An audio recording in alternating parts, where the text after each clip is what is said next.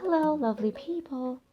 Today, I'm making self-watering planters using used plastic bottles. Just watch mami muna. CJ, gapitin natin yung label. The first step is to take off the label and then cut the bottle in half.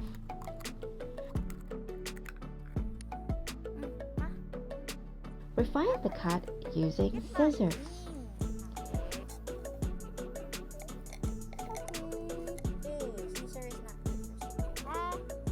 Puncture the cap or lid.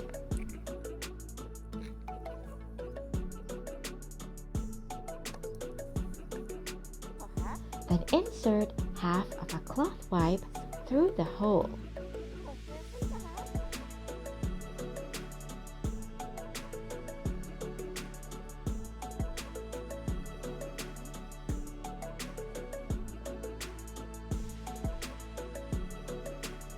Now screw back the cap on the bottle. These will be the top part of our planters. You can use eggshells or used coffee grounds as plant food.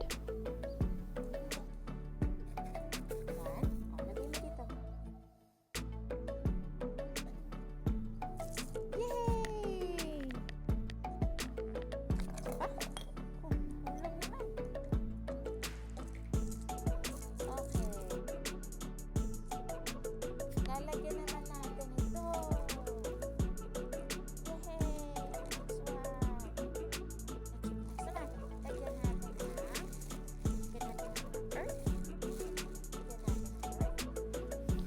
And add in the soil.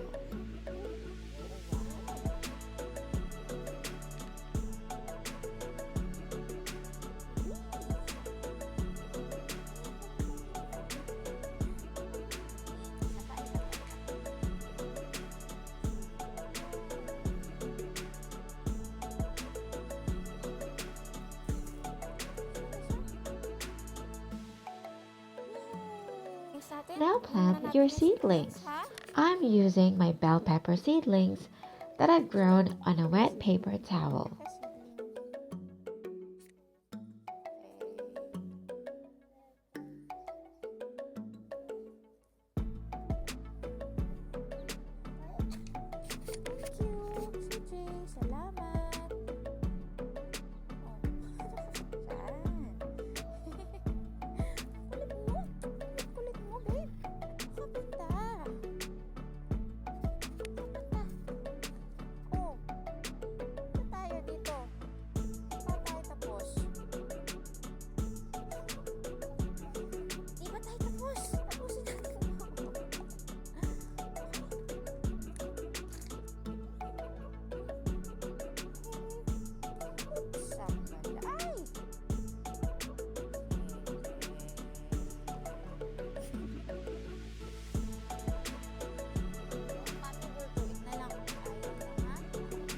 Fill the bottom part of the planters with water.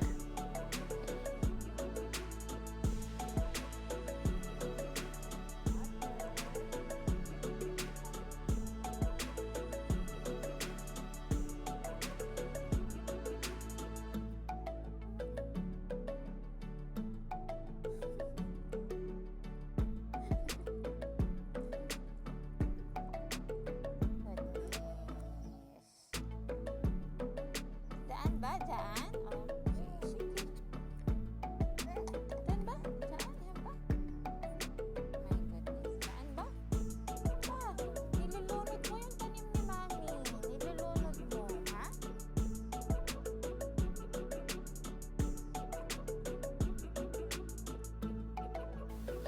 And then place the other half on top.